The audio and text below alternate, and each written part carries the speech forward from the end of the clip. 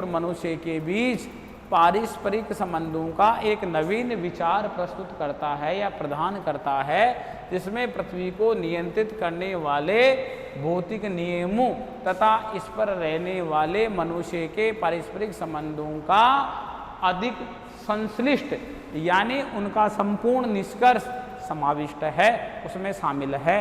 आगे हम बात करें प्रसिद्ध फ्रांसीसी भूगोलवेता जीन ब्रुन्स महोदय की, तो प्रसिद्ध फ्रांसीसी भूगोलवेता जीन ब्रुन्स महोदय के अनुसार वे सभी दृश्य जिसमें मानवीय क्रियाएं कार्य करती हैं हमारी पृथ्वी तल पर एक विशेष रखे होते हैं। इस प्रकार के भौगोलिक तथ्यों के अध्ययन को मानव भूगोल कहते हैं, यानी मानव के विशेष प्रकार के कार्य। डिकेन और फिट्स महोदय के अनुसार मानव भूगोल को मनुष्य और उसके कार्यों के अध्ययन के रूप में देखा जा सकता है। मानव भूगोल को उसके कार्य और उसके अध्ययन के रूप में उसको देखा जा सकता है। अंतिम जो परिभाषा आती है हमारे पास में फ्रांसीसी भूगोलवेता डिमांजिया महोदय के अनुसार, डिमांजिया महोदय क्या कहते हैं कि मानव भूगोल मानवीय वर्गों और समाजों, एक तरफ तो मानवीय वर्ग और समाजों को रख देता है डिमांजिया महोदय, और दूसरे प्राकृतिक वातावरण के संबंधों का अध्ययन है। ये थी आज हमारी मानव भूगोल की विभिन्न विद्वानों के द्वारा यानी विभिन्न भूगोलवेताओं के द्वारा जो हमारी सुझाई गई परिभाषाएं थी, यानी हमने उन परिभाषाओं की क्या की है, विस्तृत चर्चा की है। जो विभिन्न प्रकार के जो हमारे पास में जो भूगोलवेता हैं, उन भूगोलवेताओं ने इस प्रकार से अपने ओजस्वी विचारों से यानी मानव भूगोल की परिभाषाओं को परिभाषित करने का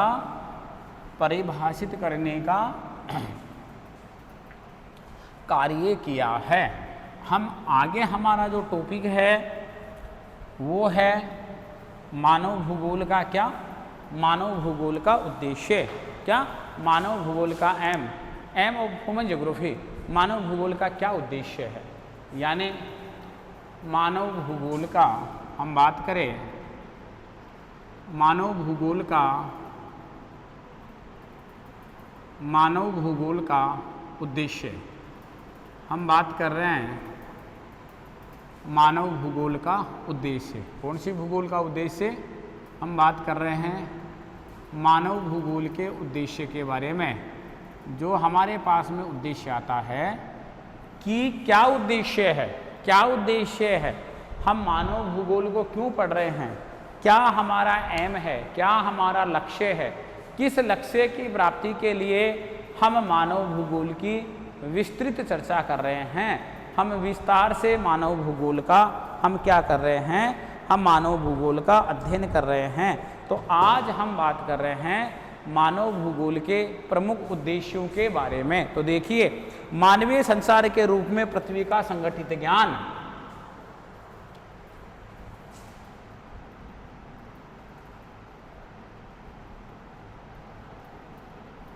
मानवीय संसार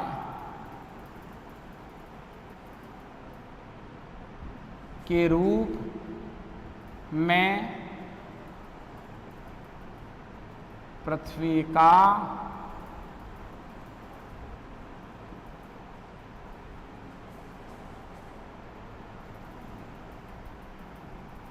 संगठित ज्ञान, यानी मानवीय संसार के रूप में, कौन से संसार के रूप में, मानवीय संसार के रूप में पृथ्वी का संगठित ज्ञान ही मानव भूगोल कहलाता है।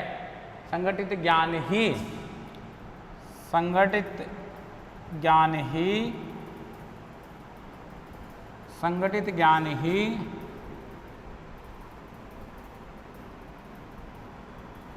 मानव भूगोल कहलाता है। देखिए आप, पहला उद्देश्य यानी मानव भूगोल का कौन सा उद्देश्य, प्रथम उद्देश्य की हम बात कर रहे हैं। तो हमारा प्रथम उद्देश्य क्या कह रहा है, हमारा प्रथम उद्देश्य ये कह रहा है कि मानवीय संसार के रूप में पृथ्वी का संगठित ज्ञान ही मानव भूगोल कहलाता है। मानवीय संसार के रूप में, कौन से संसार के रूप में?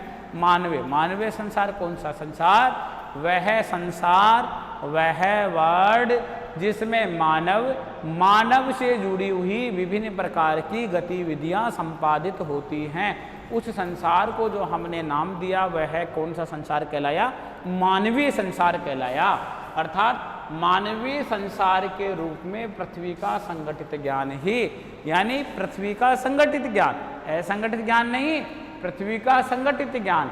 अर्थात मानवीय संसार में हम संगठित ज्ञान का मतलब कैसे, यानी व्यवस्थित ज्ञान की बात कर रहा हूं मैं आपसे मैं क्रमबद्ध ज्ञान की बात कर रहा हूं।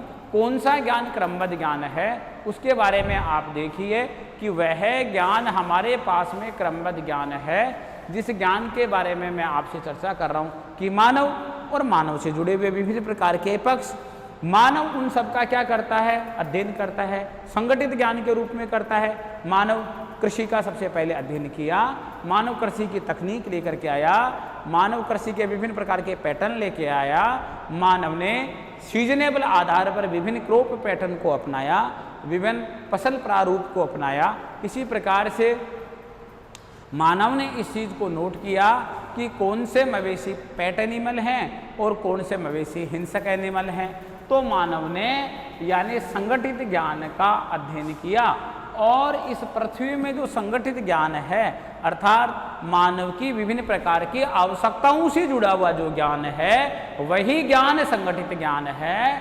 तो मानवीय संसार के रूप में पृथ्वी का संगठित ज्ञान ही कौन सा भूगोल कहलाता है? मानव भूगोल कहलाता है। मानव भूगोल विश्व के जैविक तथा अजैविक, देखिए मानव भूगोल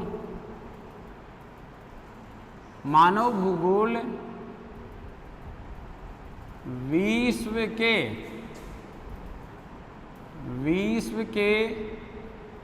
जैविक तथा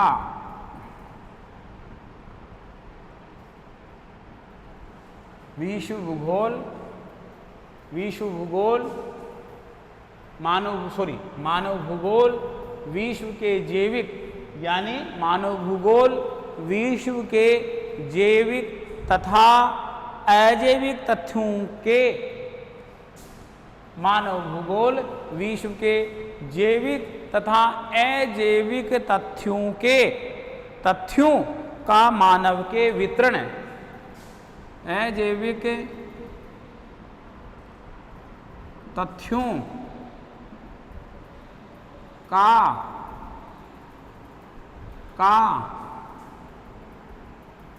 मानव के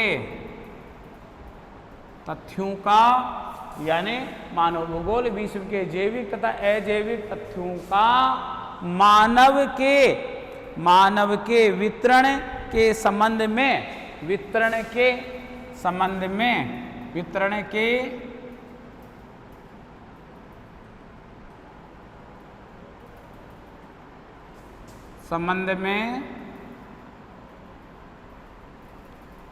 विवरण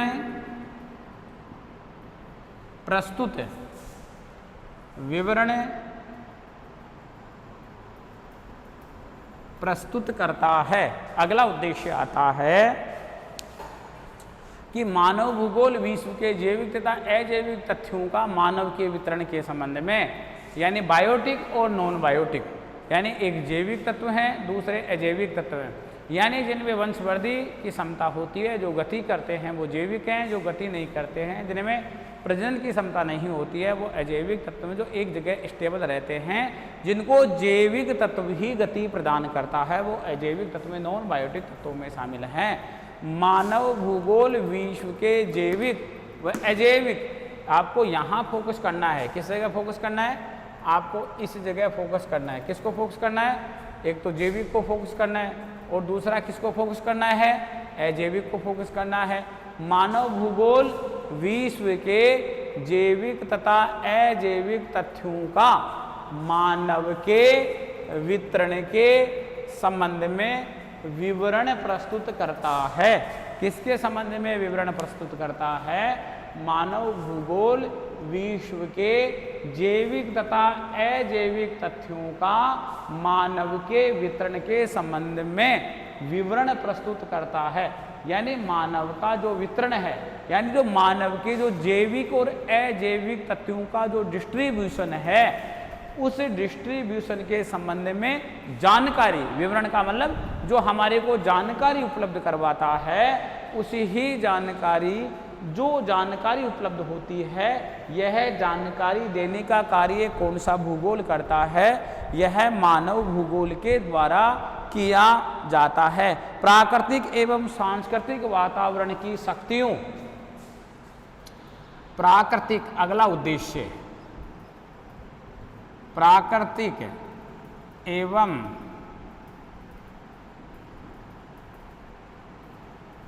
सांस्कृतिक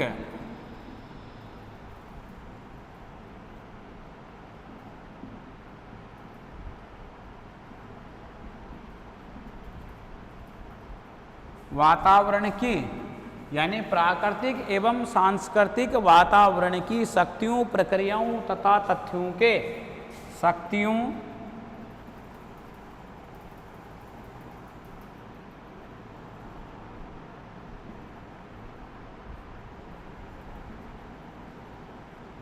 प्रक्रियाओं तथा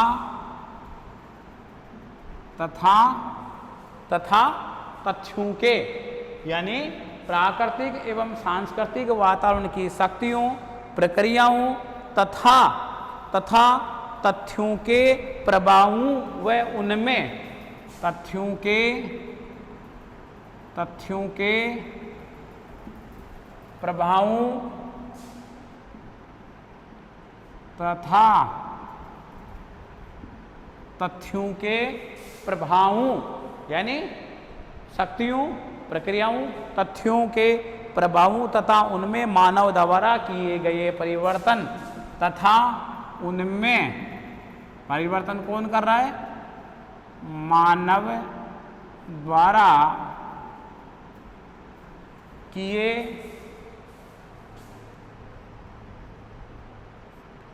गए, मानव द्वारा, यानी परिवर्तन कौन कर रहा है उसमें?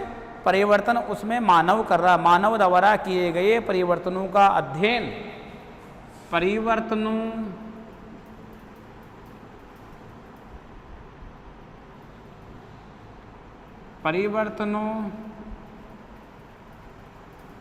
का अध्ययन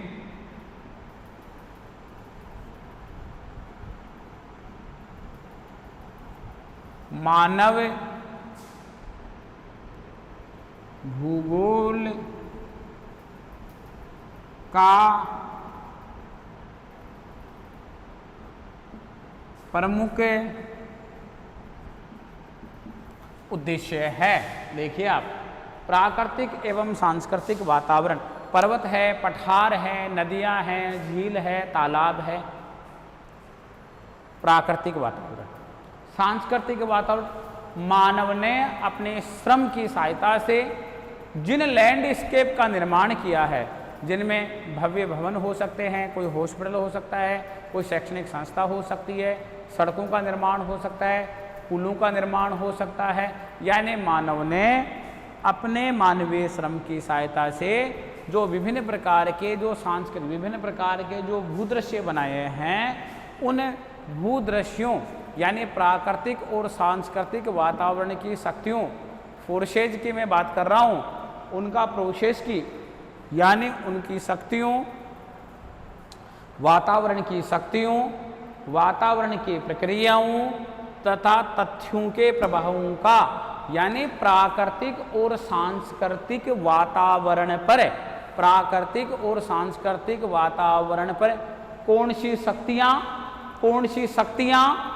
उन शक्तियों का प्रक्रिया है प्रोसेस, उन शक्तियों की प्रक्रिया है प्रोसेस, और उनके तथ्य, यानी कौन से तथ्य, यानी उन शक्तियों की प्रक्रिया होने के बाद में क्या तथ्य निकल के आया। तथ्य का मतलब रिजल्ट है, रिजल्ट क्या निकल के आया, तथ्यों तथा उनमें मानव द्वारा किए गए परिवर्तनों, और मानव ने उसको क्या मॉडिफाई किया है, क्या उसमें परिवर्तन किया है, उस परिवर्तनों का अध्ययन मानव भूगोल का कौन सा उद्देश्य है, मेजर एम्स है, मुख्य उद्देश्य है। प्राकृतिक एवं सांस्कृतिक वातावरण की शक्तियों, प्राकृतिक एवं सांस्कृतिक वातावरण की शक्तियों, प्रक्रियाओं तथा तथ्यों के प्रभावों तथा उनमें मानव द्वारा किए गए परिवर्तनों का अध्ययन मानव भूगोल का प्रमुख उद्देश्य है। हम आगे बात करते हैं,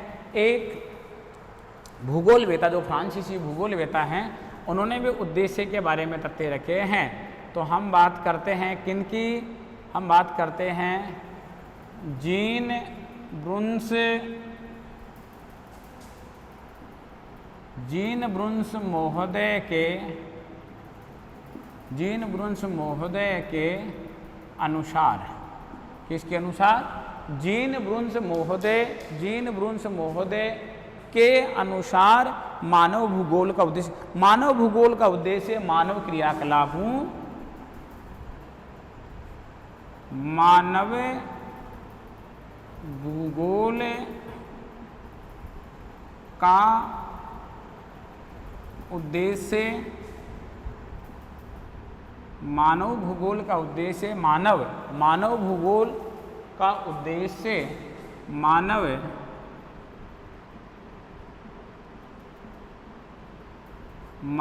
भूगोल का उद्देश्य, मानव भूगोल का उद्देश्य मानव क्रियाकलापों तथा भौतिक भूगोल के दृश्यों तथा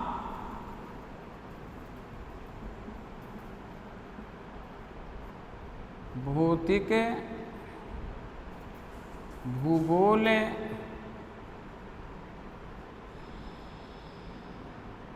के, भौतिक भूगोल के, यानी भौतिक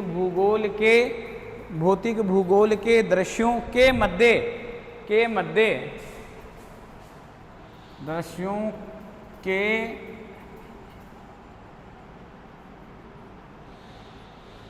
मध्य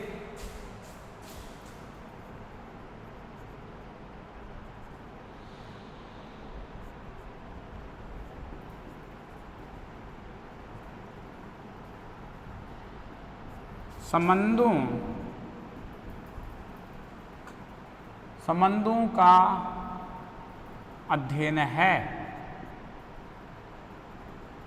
संबंधों का अध्ययन है। कौन कहना चाह रहे हैं ये बात कहना चाह रहे हैं कौन, जीन ब्रुन्स महोदय, जो कौन से संप्रदाय के भूगोलवेता हैं, फ्रांसीसी संप्रदाय के ये प्रमुख भूगोलवेता हैं। इन्होंने क्या कहा है, इन्होंने ये कहा है, जीन ब्रुन्स महोदय ने ये कहा है कि मानव भूगोल का उद्देश्य, किसका उद्देश्य, मानव भूगोल का एम, मानव भूगोल का उद्देश्य मानव क्रियाकलापों, यानी मानव के द्वारा किए जाने वाले विभिन्न प्रकार के फंक्शंस, विभिन्न प्रकार के क्रियाकलाप तथा भौतिक भूगोल के दृश्यों के मध्य, किसके मध्य, तथा भौतिक भूगोल के दृश्यों के मध्य, तथा भौतिक भूगोल के दृश्यों के मध्य संबंधों का अध्ययन है। अर्थात मानवीय क्रियाकलाप, कौन से क्रियाकलाप, ह्यूमन एक्टिविटीज, मानवीय क्रियाकलाप। इन्होंने जो जोड़ दिया है वह जोड़ कहाँ दिया है,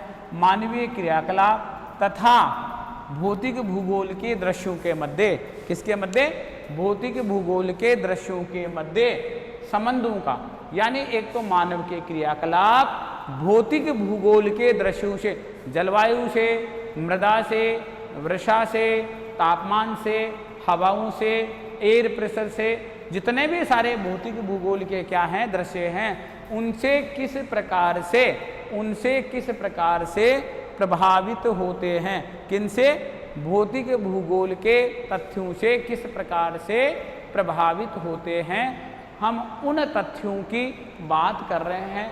फ्रांसीसी भूगोलवेता जीन ब्रुन्स महोदय के अनुसार भूगोल का जो प्रमुख उद्देश्य विश्व के विभिन्न देशों एवं उनके, अगला उद्देश्य विश्व के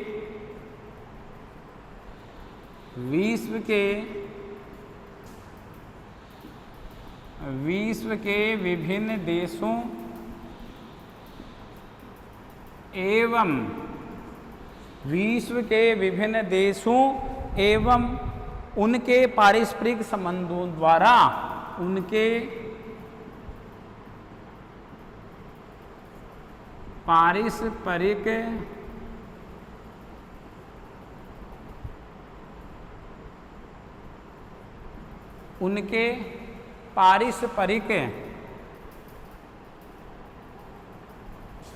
संबंधों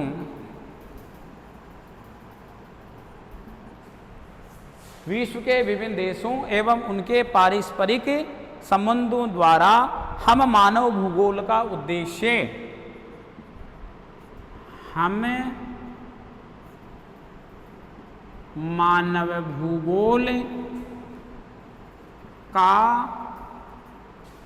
मानव भूगोल का उद्देश्य निर्धारित करते हैं। क्या करते हैं? हम मानव भूगोल का उद्देश्य निर्धारित करते हैं। क्या निर्धारित करते हैं? हम मानव भूगोल का उद्देश्य निर्धारित करते हैं। किस प्रकार से करते हैं? कि विश्व के विभिन्न देशों एवं उनके पारस्परिक संबंध, यानी विश्व के विभिन्न देश। तो विभिन्न देश कौन से?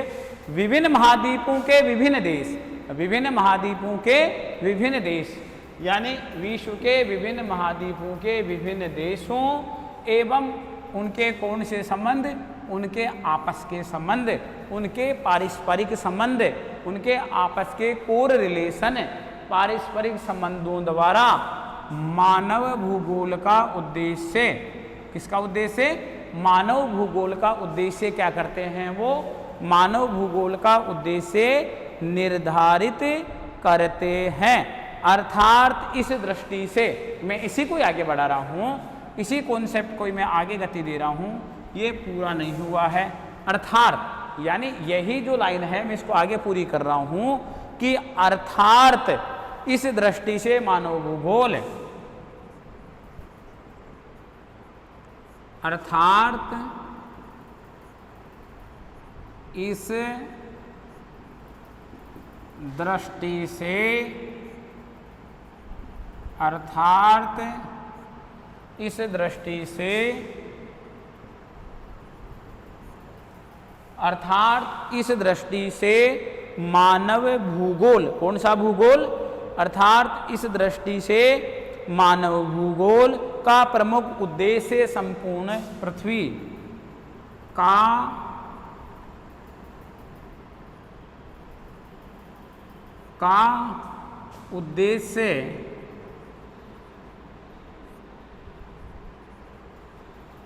उद्देश्य यानी मानव भूगोल का उद्देश्य क्या है? मानव भूगोल का उद्देश्य संपूर्ण पृथ्वी का स्थानीय भिन्नताओं, संपूर्ण पृथ्वी का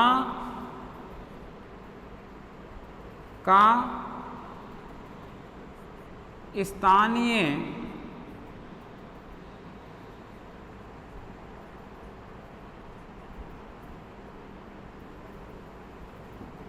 विभिन्नताओं, संपूर्ण पृथ्वी का स्थानीय, संपूर्ण पृथ्वी का स्थानीय विभिन्नताओं तथा उनके पारस्परिक संबंधों के आधार पर, विभिन्नताओं तथा उनके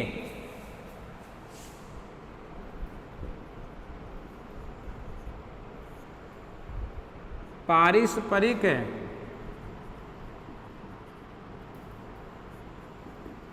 संबंधों तथा उनके पारस्परिक संबंधों के आधार पर मानव के संसार के रूप में, संबंधों के आधार पर मानव के संसार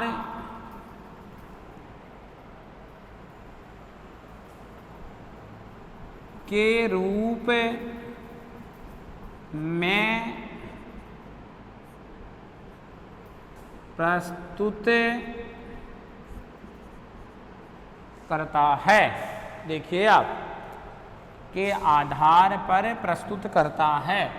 विश्व के विभिन्न देशों, विश्व के विभिन्न देश, उनके पारस्परिक संबंध, देशों के साथ पारस्परिक संबंध। तो देशों के साथ पारस्परिक संबंध किसके? मानव के देशों के साथ पारस्परिक संबंध। विश्व के विभिन्न देश हैं, उन देशों के साथ मानव के आपस के संबंध कैसे हैं, उनके संबंध कैसे हैं? पारस्परिक संबंधों द्वारा हम मानव भूगोल का क्या निर्धारित करते हैं? उद्देश्य से एम निर्धारित करते हैं कि उसके किसी दूसरे देश के साथ संबंध कैसे हैं, क्या हमारी जो आवश्यकता है उस आवश्यकता की पूर्ति उस देश के द्वारा होगी या नहीं होगी। यानी उस देश के द्वारा नहीं होती है तो हमारा उद्देश्य उस देश के साथ नहीं निर्धारित होगा।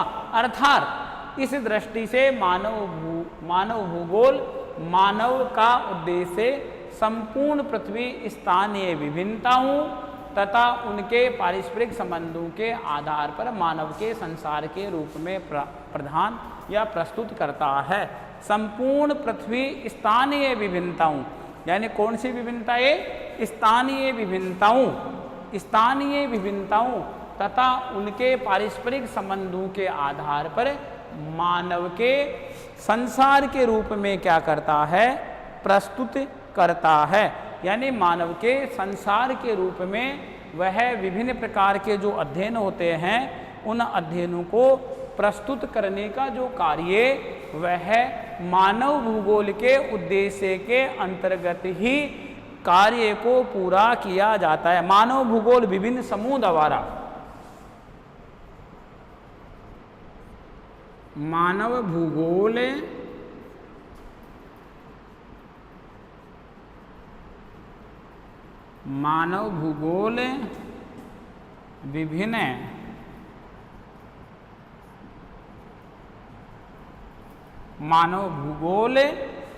विभिन्न किसके द्वारा?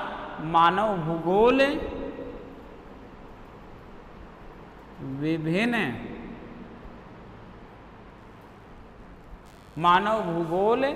विभिन्न समूह द्वारा, मानव भूगोल के कौन, यानी मानव के कौन से? मानव के विभिन्न समूह द्वारा प्राकृतिक एवं सांस्कृतिक वातावरण, प्राकृतिक एवं सांस्कृतिक कौन सा वातावरण है? एक तो प्राकृतिक वातावरण है और दूसरा कौन सा वातावरण है? सांस्कृतिक वातावरण के साथ किए गए समायोजन।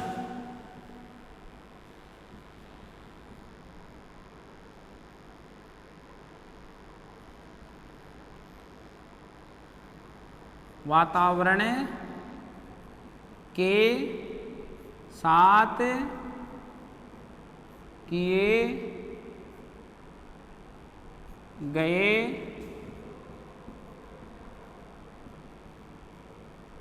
प्राकृतिक तथा सांस्कृतिक वातावरण के साथ किए गए समायोजन तथा क्षेत्रीय संगठन, समायोजन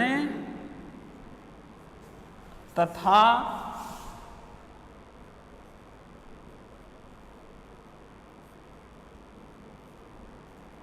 क्षेत्रीय संगठन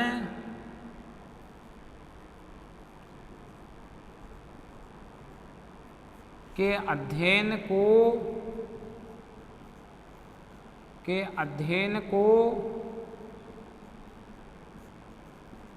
प्रस्तुत करता है, के अध्ययन को प्रस्तुत करता है। मानव भूगोल विभिन्न समूह द्वारा, मानव भूगोल के विभिन्न समूह, विभिन्न ग्रुप मानव भूगोल के विभिन्न समूह द्वारा प्राकृतिक, यानी विभिन्न समूह द्वारा प्राकृतिक एवं सांस्कृतिक वातावरण, यानी इन मानव समूह को कौन सा वातावरण मिल रहा है? एक तरफ तो प्राकृतिक वातावरण मिल रहा है और दूसरी तरफ सांस्कृतिक वातावरण मिल रहा है। यानी प्राकृतिक एवं सांस्कृतिक वातावरण के साथ किया गया एडजस्टमेंट, यानी कौन सा वातावरण? एक तो प्राकृतिक वातावरण और दूसरा कौन सा वातावरण? सांस्कृतिक वातावरण के साथ क्या करता है? एडजस्टमेंट।